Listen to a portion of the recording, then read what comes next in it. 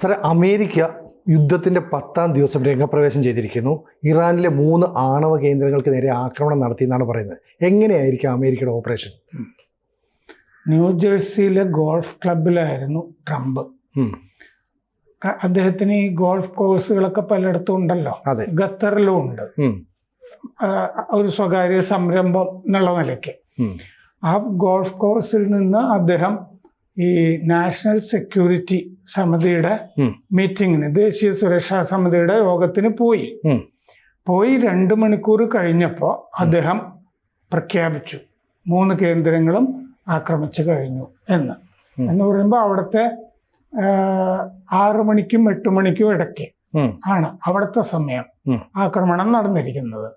ഇതില് ഈ വിമാനവാഹിനികളിൽ നിന്നുള്ള വിമാനങ്ങളാണ് ഈ നഥാൻസിലും ഇസ്ഫഹാനിലും ആക്രമണം നടത്തിയിരിക്കുന്നത്. മറ്റേത് ഗുവാമിൽ നിന്നുള്ള ബോംബേഴ്സ് ആണ്. കാരണം ഫോർദോ തകർക്കാൻ അങ്ങനത്തെ 30,000 പൗണ്ട് വെയിറ്റുള്ള ബോംബറുകൾ, ആ ബോംബുകൾ ഇടാവുന്ന ബോംബറുകൾ C-130, അതും പരിഷ്കരിച്ച C-130 ട്രാൻസ്പോർട്ട് വിമാനം, പ്രത്യേക വിമാനങ്ങളൊക്കെ തന്നെ വേണം. അത് അമേരിക്കക്കാർക്കേ അറിയാവൂ. ആ വിമാനം അല്ലെങ്കിൽ അതിൻ്റെ ബോംബ് മറ്റേ ഇസ്രയേലിന് നിങ്ങൾ തന്നെ ചെയ്തു എന്ന് പറഞ്ഞാൽ അവർക്ക് കൊടുത്താലും ഇസ്രയേലിന് ചെയ്യാനുള്ള എക്സ്പെർട്ടീസ് ഇല്ല, പരിശീലനമില്ല. അപ്പോൾ ഈ വിമാനം പറത്താൻ കഴിയുന്നവർ, ഈ ബോംബ് ഇടാൻ കഴിയുന്നവർ, ഇത് ഒരു പ്രത്യേക ഫോഴ്സാണ് അമേരിക്കൻ പട്ടാളത്തിലെ. അപ്പോൾ അവർ വന്ന് തന്നെ ചെയ്യാൻ പറ്റുള്ളൂ. ഇത് നമ്മൾ നേരത്തെ ചർച്ചകളിൽ പറഞ്ഞിട്ടുണ്ട്. അതുപോലെ തന്നെ ഈ വാരാന്ത്യത്തിലായിരിക്കും ആക്രമണം അമേരിക്കയുടെ എന്ന് നമ്മളൊരു ചർച്ചയിൽ പറഞ്ഞിട്ടുണ്ട്. എന്തുകൊണ്ടാണെന്ന് വെച്ചാൽ USS നിമിസ് എന്ന് പറഞ്ഞ വിമാനവാഹിനി ഈ വാരാന്ത്യത്തിലാണ് എത്തുന്നത്. അത് സൗത്ത് ചൈന സീയില് സൈനിക അഭ്യാസങ്ങൾ നടത്തുകയായിരുന്നു. അവിടെ നിന്ന് പുറപ്പെട്ടു ഇങ്ങോട്ട് ഈ ആക്രമണത്തിന് വേണ്ടി അയക്കുകയാണ് ചെയ്തിരുന്നത്. അത് ഈ വാരാന്ത്യത്തിലെത്തും എന്നുള്ളതുകൊണ്ടാണ് അമേരിക്കയുടെ ആക്രമണം വാരാന്ത്യത്തിലായിരിക്കും എന്ന് നമ്മൾ പറഞ്ഞത്. അപ്പോൾ ഫോർദോ തകർത്ത് കഴിഞ്ഞു, ഇറ്റ് ഈസ് നോ മോർ എന്ന് ട്രംപ് പറഞ്ഞിട്ടുണ്ട്. ഇനി either peace or tragedy for Iran എന്ന് പറഞ്ഞിട്ടുണ്ട്. ഒന്നുകിൽ സമാധാനത്തിന് വരിക, ഈ ആണവ പദ്ധതിയൊക്കെ അവസാനിപ്പിച്ചിട്ട്, യുദ്ധം അവസാനിപ്പിച്ച് മര്യാദയ്ക്ക് നല്ല കുട്ടിയായിട്ട് നടക്കുക, അതല്ലെങ്കിൽ ദുരന്തമാണ് എന്നും ട്രംപ് പിന്നീട് രാജ്യത്തിനെ അഭിസംബോധന ചെയ്തപ്പോൾ പറഞ്ഞിട്ടുണ്ട്. സാർ, നമ്മൾ കഴിഞ്ഞ ആഴ്ച ചർച്ച ചെയ്തപ്പോൾ സാറ് തന്നെ പറഞ്ഞിരുന്നു 2 ആഴ്ച എന്നൊക്കെ ഉള്ള സമയം പറയുക എന്ന് പറഞ്ഞാൽ വീക്കെൻഡ് ലക്ഷ്യമിട്ടിട്ടുള്ള ഒരു ആക്രമണമായിരിക്കും. അപ്പോൾ പ്രവചനാതീതമായ ഒരു സ്വഭാവം ട്രംപ് കാണിക്കുന്നു എന്ന് നമുക്ക് തന്നെ നേരത്തെ തിരിച്ചറിയാൻ കഴിഞ്ഞു എന്നാണ് സാർ ഉദ്ദേശിച്ചത്? പ്രവചനാതീതമല്ല സത്യത്തിൽ ഈ ഡിപ്ലോമസി എന്ന് പറയുന്നത്. ഡിപ്ലോമസി നമ്മുടെ ഇവിടെ രാഷ്ട്രീയം ചർച്ച ചെയ്യുന്നത് പോലെ അല്ല ഇൻ്റർപ്രറ്റ് ചെയ്യുക. അത് വരികൾക്കിടയിൽ വായിക്കണം. 2 ആഴ്ച എന്നും ട്രംപ് പറയുന്നത് ഈ നേരത്തെ ഇസ്രയേല് മറ്റേ ഇറാനെ പറ്റിച്ചതുപോലെ അവര് തയ്യാറെടുപ്പൊന്നും നടത്തരുത്, അലസമായി ഇരിക്കണം എന്നുള്ളതുകൊണ്ടാണ്. 2 ആഴ്ച സമയമുണ്ടല്ലോ, എന്നാ പിന്നെ നമുക്ക് വേറെ ചില കാര്യങ്ങൾ ചീട്ട് കളിക്കാം എന്ന് പറഞ്ഞൊക്കെ ഇരുന്ന് കഴിഞ്ഞാൽ ഒരിക്കലും ഇതിൽ സത്യം പറയില്ല. പിന്നെ ഇതിൻ്റെ അകത്ത് ഡീകോയ്സ് എന്ന് പറയുന്ന കുറേ കാര്യങ്ങൾ, ഇപ്പോൾ ഈ ഫ്യൂവൽ ടാങ്കേഴ്സ് യൂറോപ്പിലേക്കൊക്കെ 10-32 എണ്ണം പറന്നു. ഇന്നലെയും കുറേ വിമാനങ്ങൾ പല ഭാഗത്തേക്കൊക്കെ പറന്നു. ഇതിനാണ് ഈ ഡീകോയ്സ് എന്ന് പറയുന്നത്, തെറ്റിദ്ധരിപ്പിക്കാൻ വേണ്ടിയാ. കാരണം ഗുവാമിൽ നിന്നാണ് ആക്രമിക്കേണ്ടത്, ബോംബേഴ്സ് പോകേണ്ടതെന്ന് തീരുമാനിച്ചിട്ടുണ്ട്. ഗുവാം എന്ന് പറയുന്നത് മൈക്രോനേഷ്യ, പസഫിക്കിലെ തന്നെ മൈക്രോനേഷ്യയിലെ ഒരു താവളമാണ്. അത് വളരെ കാലമായിട്ട് അവർക്കുള്ളതാണ്. അവിടെ ബോംബറുകളുണ്ട്, ഡിഗോ ഗാർഷ്യയിലും ബോംബറുകളുണ്ട്. ഡിഗോ ഗാർഷ്യയിൽ നിന്നും വേണമെങ്കിൽ മൈക്രോനേഷ്യയിലെ ഈ ഗുവാമിലേക്ക് പോകാവുന്നതാണ്. അപ്പോൾ ഞാൻ വാരാന്ത്യത്തിൽ ആയിരിക്കും ആക്രമണം എന്ന് പറയുന്നത് USS നിമിസ് ഈ ഗൾഫിൽ എത്തുന്ന ഒരു കാലാവധി വെച്ചിട്ടാണ്. യുദ്ധത്തിൽ ഈ നേതാക്കൾ പറയുന്നത് ഒന്നും വിശ്വസിക്കാൻ പറ്റില്ല. അത് ഇസ്രയേലും പറഞ്ഞിരുന്നല്ലോ. അതെ, ഈ പല കള്ളക്കഥകൾ നെതന്യാഹുവും ട്രംപും തമ്മിൽ അടിച്ചു പിരിഞ്ഞു എന്ന് പറഞ്ഞാൽ അവർ തന്നെ ഇറക്കുന്ന കള്ളക്കഥ. നെതന്യാഹു മകൻ അവനേറിന്റെ വിവാഹമായതുകൊണ്ട് ജൂൺ 27 അവിടെ ആയിരിക്കും എന്നൊരു കഥ.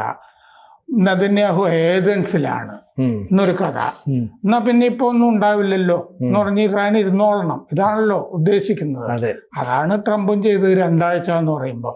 2 ആഴ്ച എന്നുള്ളത് ഒരു കാരണവശാലും വിശ്വസിക്കരുതെന്ന് നമ്മൾ മൾട്ടിപ്പിൾ വീഡിയോസിൽ പറഞ്ഞിട്ടുണ്ട്. അത് ഡിപ്ലോമസി ഇന്റർപ്രറ്റ് ചെയ്യുന്നത് വേറൊരു രീതിയിലാണത്. കാരണം മുനീറിനെ ഉച്ചയൂണിന് വിളിച്ചത് പാകിസ്ഥാനിലെ താവളങ്ങൾക്ക് വേണ്ടിയിട്ടാണെന്ന് നമ്മൾ പറഞ്ഞിരുന്നല്ലോ. പ്രത്യേകിച്ച് മിക്കവാറും ബലൂചിസ്ഥാനിലായിരിക്കും, കാരണം തൊട്ടപ്പുറത്താണ് ഇറാൻ, സിസ്തൻ ബലൂചിസ്ഥാൻ. പല കാര്യങ്ങളും ഉണ്ട് ഇതിൻ്റെ അകത്ത്. ഈ ഇറാൻ കുറച്ചുകൂടി ചെതറുന്ന ഘട്ടം വന്നു കഴിഞ്ഞാൽ ഈ ബലൂചിസ്ഥാൻ സ്വതന്ത്രമാകാനും ഒക്കെയുള്ള സാധ്യത വളരെ കൂടുതലാണ്. ഈ ആഭ്യന്തര യുദ്ധം നടക്കുമല്ലോ, അതുകൊണ്ട് അത് വേറെ വിഷയമാണ്. അപ്പോൾ ഈ വിമാനങ്ങൾ മുഴുവൻ ഈ മൊത്തം ഫോർദോ തകർത്ത് വിമാനങ്ങളൊക്കെ തിരിച്ചെത്തി എന്ന് ട്രംപ് പറഞ്ഞിട്ടുണ്ട്. B-2 സ്പിരിറ്റ് സ്റ്റെൽത്ത് ബോംബേഴ്സ് ഗുവാമിൽ നിന്ന്, അത് ഫോർദോ തകർക്കാൻ. ഫോർദോ ഈ ഗുവാം എന്ന് പറയുന്നത് വെസ്റ്റേൺ പസഫിക്, പടിഞ്ഞാറൻ പസഫിക്കിലെ മൈക്രോനേഷ്യയിലാണ് ഗുവാം താവളം വളരെ കാലമായിട്ടുള്ളത്. അപ്പോൾ പാകിസ്ഥാന്റെ താവളം ഇതിന് ഉപയോഗിച്ചിട്ടുണ്ടോ എന്നുള്ളൊരു ചോദ്യമുണ്ട്. ഇതുവരെ ഇല്ല എന്നുള്ളതാണ് ഉത്തരം. ഉണ്ടോ ഇല്ലയോ എന്നുള്ളത് വ്യക്തമാകാനുണ്ട്. അപ്പോൾ ശനിയാഴ്ച രാത്രി തന്നെ ട്രംപ് ഈ പ്രഖ്യാപനമൊക്കെ നടത്തി. അവിടുത്തെ ശനിയാഴ്ച, നമ്മുടെ പുലർച്ചെ, ഞായർ പുലർച്ചെ. നെതന്യാഹു അറിഞ്ഞിട്ടാണ് ചെയ്തത്. ഈ ആക്രമണത്തിന് ശേഷം നെതന്യാഹുവിനെ ട്രംപ് വിളിച്ചിരുന്നു. ഖമനയി പറഞ്ഞിരിക്കുന്നത് അമേരിക്കയ്ക്ക് വലിയ പരിക്കുണ്ടാവും, വലിയ ഡാമേജ് ഉണ്ടാവും, all out war in the region, ഈ മേഖലയിൽ സമ്പൂർണ്ണ യുദ്ധമായിരിക്കും ഇനി എന്ന് പറഞ്ഞിട്ടുണ്ട്. ഈ ആണവ നിലയങ്ങളിൽ നിന്ന് ലീക്ക് ഒന്നും ഉള്ളതായിട്ട് ഇതുവരെ വിവരമില്ല. കാരണം ഭൂമിയുടെ അടിയിലാണല്ലോ ലീക്ക്, അപ്പോൾ അടിയിൽ തന്നെ ലിമിറ്റഡ് ആയിരിക്കും എന്നുള്ളതാണ്. പിന്നെ ഈ സാധാരണ ഈ ബോംബുകളൊക്കെ ഒരു ആണവ ബോംബിൽ തന്നെ ചെന്നുകൊണ്ടാൽ ആണവ ബോംബ് പൊട്ടുമൊന്നുമില്ല. ആണവ ബോംബിന്റെ ഡിറ്റനേഷന് അതിൻ്റെതായ പ്രോസസ്സ് കംപ്ലീറ്റ് ചെയ്യണം, അതിനുശേഷം ഉണ്ടാവുള്ളൂ, അതിനുശേഷമേ ഉള്ളൂ. അതുകൊണ്ട് ഒരു ആണവ നിലത്തെ കൊണ്ടുപോയി തകർത്തു എന്ന് പറയുമ്പോൾ ആണവ ബോംബ് പൊട്ടില്ല. ആണ് അതിൻ്റെ സുരക്ഷാ കാര്യങ്ങളൊക്കെ ചെയ്തു വെച്ചിട്ടാണ് ഇരിക്കുന്നത്. ഈ ഖോം മലയുടെ അകത്താണ് ഈ ഫോർദോ ഇരിക്കുന്നത്. അവിടെ ഖോം നഗരത്തിന്റെ പുറത്ത് ഒരുപാട് സ്ഫോടനങ്ങൾ കേട്ടതായിട്ട് ഖോമിൽ നിന്ന് വിവരണങ്ങൾ വന്നിട്ടുണ്ട്. ഇറാൻ സ്ഥിരീകരിച്ചിട്ടുണ്ട് ഈ 3 ആണവ നിലയങ്ങളും ആക്രമിച്ചതായിട്ട്. പക്ഷെ അതിൻ്റെ കൂടെ ഇറാൻ പറഞ്ഞിട്ടുണ്ട്, ഞങ്ങൾ ഈ സാധനങ്ങളൊക്കെ നേരത്തെ അവിടെ നിന്ന് മാറ്റിയിരുന്നു, അതുകൊണ്ട് ഞങ്ങൾക്ക് വലിയ ഡാമേജ് ഒന്നും ഇല്ല എന്ന് ഇറാൻ പറഞ്ഞിട്ടുണ്ട്. അത് സത്യമാകണം എന്ന് നിർബന്ധമൊന്നുമില്ല, അത് നേരത്തെയും അവരങ്ങനെ പറഞ്ഞിട്ടുണ്ട്. അപ്പോൾ ബങ്കർ ബസ്റ്റർ ബോംബുകൾ, പിന്നെ ടൊമാഹോക്ക് മിസൈലുകൾ, ഇതാണ് ഉപയോഗിച്ചിരിക്കുന്നത്. ബങ്കർ ബസ്റ്റർ ബോംബുകൾ ഉപയോഗിച്ചിരിക്കുന്നത് ഫോർദോയിൽ, ടൊമാഹോക്ക് മിസൈലുകൾ ഉപയോഗിച്ചിരിക്കുന്നത് ഇസ്ഫഹാനിലും നദാൻസിലും. അത് വിമാനവാഹിനികളിൽ നിന്ന്, ഗൾഫിലുള്ള ഈ കപ്പലുകളിൽ നിന്ന് ആണ് ഉപയോഗിച്ചിരിക്കുന്നത്. 6 ബങ്കർ ബസ്റ്റർ ബോംബുകൾ ആണ് ഉപയോഗിച്ചത് ഫോർദോ തകർക്കാൻ. 30 ടൊമാഹോക്ക് മിസൈലുകളാണ് ഉപയോഗിച്ചത് ഇസ്ഫഹാനിലും നദാൻസിലും. ടൊമാഹോക്ക് മിസൈൽ എന്ന് പറഞ്ഞാൽ long range subsonic cruise missile ആണ്, കപ്പലിൽ നിന്ന് അയക്കുന്ന സബ്സോണിക് മിസൈലാണ്. അമേരിക്കൻ നേവി കൃത്യതയുള്ള ആക്രമണത്തിന് വേണ്ടി ഉപയോഗിക്കുന്നതാണ് ടൊമാഹോക്ക് മിസൈൽ. അത് അമേരിക്കൻ കപ്പലുകളിൽ നിന്നാണ് ചെയ്തിരിക്കുന്നത്. 2 ആണവ കേന്ദ്രങ്ങൾ കപ്പലുകളിൽ നിന്നാണ് ഉപയോഗിച്ചിരിക്കുന്നത്. ഇസ്രയേൽ സ്കൂളുകളൊക്കെ അടച്ചു, പൊതു യോഗങ്ങളൊക്കെ നിരോധിച്ചു. ഇസ്രയേൽ ആക്രമണമൊക്കെ ഭയന്നിട്ട്, അല്ല കരുതൽ എന്നുള്ളതിലേക്ക്. പിന്നെ എസെൻഷ്യൽ സർവീസ്, അവശ്യ സർവീസുകൾ മാത്രമേ പ്രവർത്തിക്കുന്നുള്ളൂ. ഞായറാഴ്ച പുലർച്ചെ, ഇന്ന് പുലർച്ചെ 3:45 മുതൽ അത് നിലവിൽ വന്നു. അവിടെ ഈ ആണവ ശേഖരങ്ങൾ മാറ്റിക്കഴിഞ്ഞെന്ന് ഇറാൻ പറഞ്ഞിട്ടുണ്ട്. ഇസ്ഫഹാനിൽ ഇസ്ഫഹാന്റെ ഡെപ്യൂട്ടി ഗവർണർ അക്ബർ സലേഹി പറഞ്ഞു, ഞങ്ങൾ മുമ്പേ തന്നെ ഇവാക്വേഷനൊക്കെ നടത്തിയിരുന്നു ഫോർദോയിൽ എന്ന് പറഞ്ഞിട്ടുണ്ട്. ഒരു ഡാമേജും ഇല്ലെന്നും പറഞ്ഞിട്ടുണ്ട്. ട്രംപ് പക്ഷെ അങ്ങനെയല്ല പറഞ്ഞു, ഫോർദോയുടെ ആ പീസ് പൊട്ടി, ഫോർദോ ഈസ് ഓവർ എന്നാണ് പറഞ്ഞിരിക്കുന്നത്. കോമിൽ നിന്ന് 87 മൈൽ, ടെഹ്റാന് തെക്ക് കോം 87 മൈൽ അകലെയാണ്. നഗരത്തിന് പുറത്ത് സ്ഫോടനങ്ങളൊക്കെ കേട്ടിട്ടുണ്ട്. ട്രംപ് പറഞ്ഞു അമേരിക്കയ്ക്കും ഇസ്രയേലിനും ലോകത്തിനും ഇത് ചരിത്ര ദിവസമാണ്. ഇറാൻ യുദ്ധം അവസാനിപ്പിക്കണം. B-2 stealth GBU 57A-B massive ordinance penetrator അതാണ് ഉപയോഗിച്ചിരിക്കുന്നത്. GBU 43B massive ordinance air blast അത് ഉപയോഗിച്ചിട്ടുണ്ട്. ഫോർദോയിൽ 2 തരം ബോംബുകൾ. 43B എന്ന് പറഞ്ഞ ബങ്കർ ബസ്റ്റർ ഉപയോഗിക്കുന്നത് C-130 ട്രാൻസ്പോർട്ട് വിമാനം വഴിയാണ്. 57A ഉപയോഗിക്കുന്നത് ഈ B-2 സ്റ്റെൽത്ത് ബോംബറുകൾ വഴിയാണ്. ആ വിമാനങ്ങൾ വഴിയേ ഉപയോഗിക്കാൻ പറ്റൂ.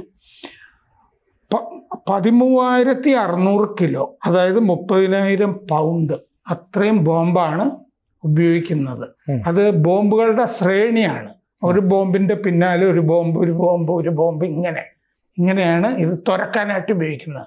കാരണം ഇത് കോൺക്രീറ്റ് ചെയ്തിരിക്കുകയാണ്. കോൺക്രീറ്റ് അതായത് മണ്ണിന്റെ അടിയിലല്ല ഫോർദോ ഭൂഗർഭ നിലയം, കോൺക്രീറ്റിന്റെ അടിയിലാണ്. അവിടെ കോൺക്രീറ്റ് കെട്ടിയിട്ട് അതിനടിയിലാണ് കേന്ദ്രീകരിക്കുന്നത്. മുകളില് മുഴുവൻ കോൺക്രീറ്റ് ചെയ്തിട്ട് ഈ കോൺക്രീറ്റിന്റെ അടിയിലാണ്, ഇത്ര മീറ്റർ കോൺക്രീറ്റിന്റെ അടിയിലാണ് ഭൂഗർഭ നിലയം. മണ്ണ് തുറന്നിട്ടല്ല, കോൺക്രീറ്റിന്റെ ഉള്ളിലാണ്. അതുകൊണ്ട് ഈ കോൺക്രീറ്റ് പെനട്രേറ്റ് ചെയ്യണം ബങ്കർ ബസ്റ്റർ. അതാണ് ഒരു ബോംബിന്റെ പിന്നാലെ ഒരു ബോംബ് ഇങ്ങനെ തുടർച്ചയായിട്ട് ബോംബുകളുടെ ശ്രേണിയിൽ അയച്ചിട്ടാണ് തുറക്കുന്നത്. അപ്പോൾ 6 മീറ്റർ നീളമാണ് ഒരു ബോംബിന് ഈ ബങ്കർ ബസ്റ്റർ. 60 മീറ്റർ ആഴത്തില് ആണ് പോകുന്നത്. 60 തൊട്ട് 100 മീറ്റർ താഴെ ആണ് ഇത് പെനട്രേറ്റ് ചെയ്ത് നിലയത്തിന്റെ അകത്തേക്ക് പോകേണ്ടത്. അങ്ങനെയാണ് ഈ ഫോർദോയുടെ കൺസ്ട്രക്ഷനും കാര്യങ്ങളൊക്കെ. അപ്പോൾ ഫോർദോ നിലയം, അതായത് ബോംബ് ഉണ്ടാക്കിയിരുന്ന ആണ് ബോംബ് 83% അല്ലേ സമ്പുഷ്ടീകരണം, 9 അണുബോംബ് ഉണ്ട് എന്നൊക്കെ പറഞ്ഞിരുന്ന ഫോർദോ എന്നുള്ളത് നദാൻസിനേക്കാളൊക്കെ 3/1 ഒക്കെ വളരെ ചെറുതാ, നദാൻസിനേക്കാൾ ചെറുതാണ്. പക്ഷെ രഹസ്യമായി അണുബോംബ് ഉണ്ടാക്കുന്ന സ്ഥലമാണ്. അത് അവസാനിച്ചിരിക്കുന്നു. കൂടുതൽ വാർത്തകളും വിശേഷങ്ങളും നിങ്ങളിലേക്ക് എത്താൻ ABC മലയാളം സബ്സ്ക്രൈബ് ചെയ്യുക, ബെൽബട്ടനും അമർത്തുക.